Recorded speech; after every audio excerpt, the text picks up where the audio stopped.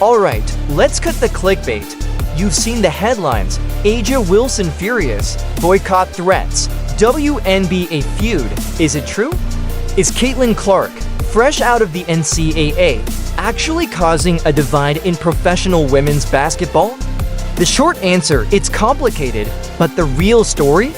It's about legacy, change, and the uncomfortable truth about how we treat success, especially when it comes wrapped in a new, unexpected package. Forget the Twitter wars, we're diving deep into the real issues reshaping the WNBA and why it matters to anyone who cares about the future of sports. Stick around, because what you think you know is only half the story. The internet's on fire with claims of jealousy over Caitlin Clark's 41 nationally televised games, more than any WNBA or NBA player this season. That's the spark, but the fuel is a deeper tension. Some veterans and a vocal minority of longtime fans feel like the league they nurtured through years of struggle and limited recognition is suddenly being overrun by a phenomenon they didn't create. They see Clark as an overnight sensation stealing their hard-earned spotlight. The argument boils down to this: is Clark's rapid rise a threat to the established order, or the catalyst for unprecedented growth? Is it about respect or resentment? The original video frames this as simple jealousy, but it's way more nuanced than that. It's about identity, ownership, and the very soul of a league on the cusp of transformation. To understand this tension, you have to understand the legacy that Clark emerged from. For decades, the NCAA was women's basketball for most Americans. Legends like Cheryl Miller, Lisa Leslie, and Diana Taurasi built their names and followings in college. The WNBA, while always striving for recognition, often played second fiddle. The NCAA provided the platform, the rivalries, and the storylines that captivated audiences. Clark is a direct product of that system.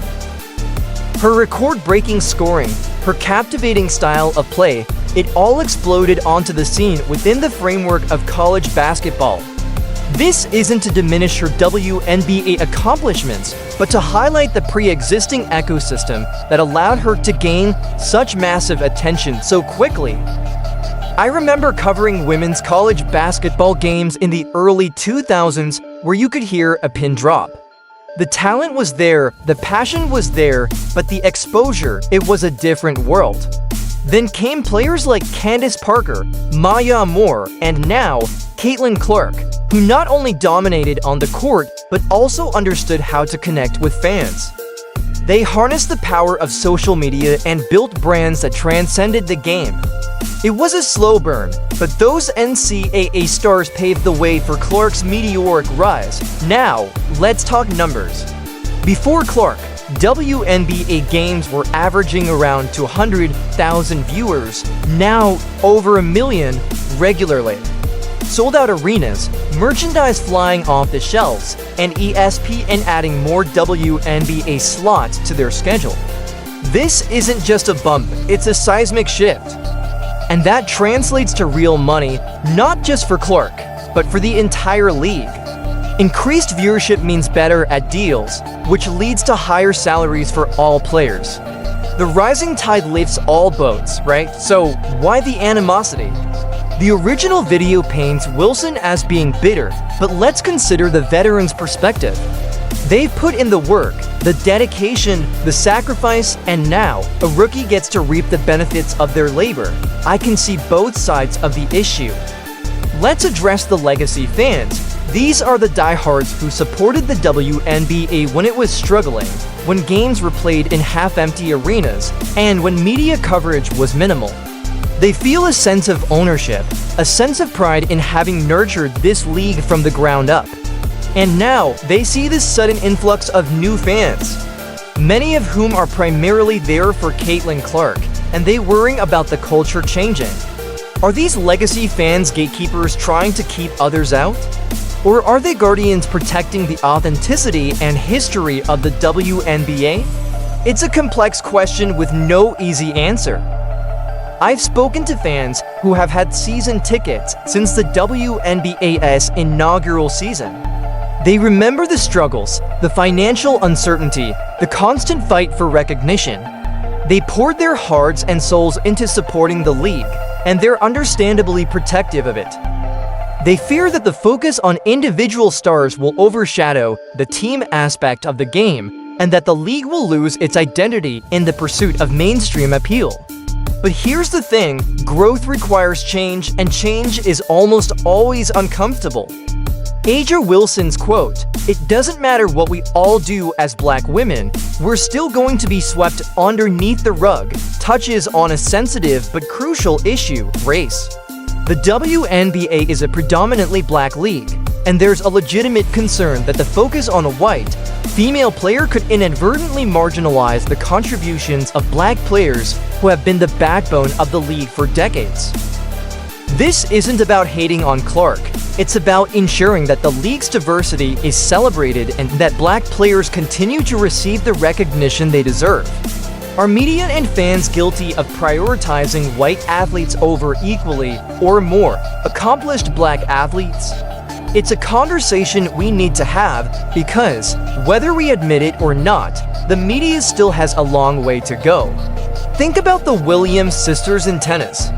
They had to fight tooth and nail for the respect and recognition they deserved, often facing blatant racism and prejudice.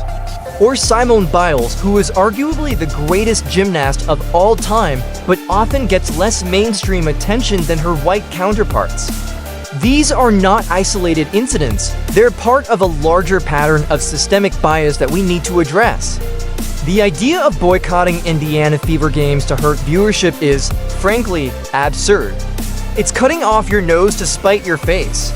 As we've established, higher viewership translates to more revenue for the entire league. Sabotaging ratings only hurts the players, the teams, and the future of the WNBA. It's a self-defeating strategy driven by emotion, not logic. Those who suggest illegally streaming the games, you are literally stealing from the very players you claim to support. This is the time for unity, not division. This is the time to capitalize on the momentum that Clark has created, not to tear it down. Ultimately, this isn't just about jealousy, it's about the fear of change. The WNBA is evolving, growing, and attracting a new audience. This evolution is inevitably going to disrupt the established order. Some people are going to feel left behind, threatened, or resentful, but resisting change is futile. The best approach is to embrace it, adapt to it, and find ways to leverage it for the benefit of everyone involved. Remember, the original video pointed out that Caitlin Clark is on track to outshine the NBA's biggest names. That's good for basketball, period.